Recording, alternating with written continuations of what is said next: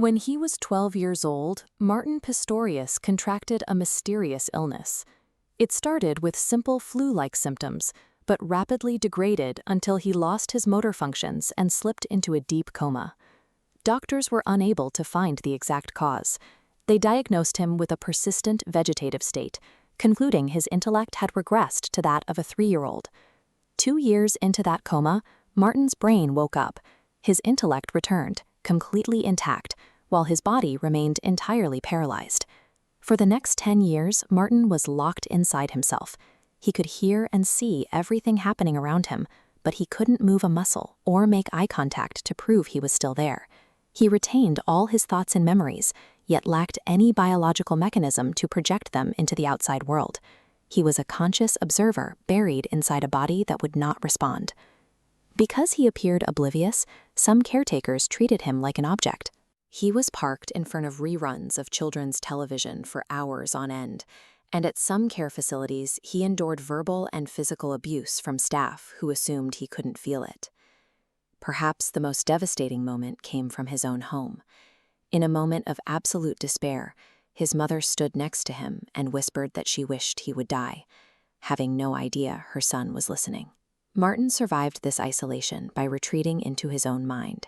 He spent his days having internal conversations, quietly observing the insects crawling on the wall, and tracking the movement of shadows across the room as the sun shifted. This reliance on physical responsiveness blinded the medical community to his humanity. Because he couldn't react, they acted on the assumption that he was gone. Over a decade after he first fell ill, a relief nurse noticed a spark of comprehension in Martin's eyes. She insisted that her parents take him for rigorous cognitive testing. The results confirmed he was fully awake. With his awareness finally recognized, Martin began the long process of relearning how to communicate with the world using a computer. Martin was not a freak anomaly. His case highlights a significant gap in how medicine defines consciousness, where a lack of motor function is often mistaken for a lack of a mind. Dr. Adrian Owen is a neuroscientist who has spent his career exploring this gray zone, the boundary between life, death, and consciousness.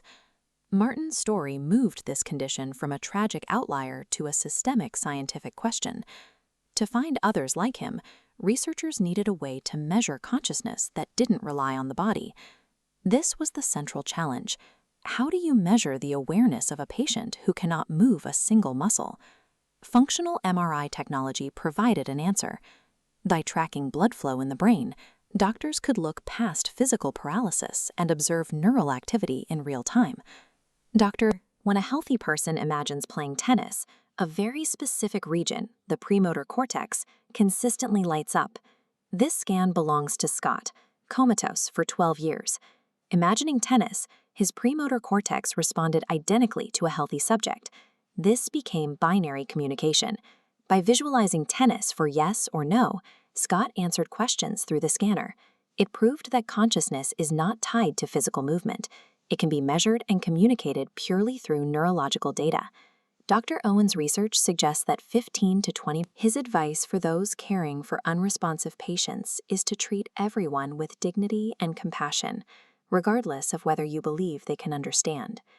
The human mind can remain resilient in total isolation, reminding us that an inability to speak or move is not the same as an absence of life.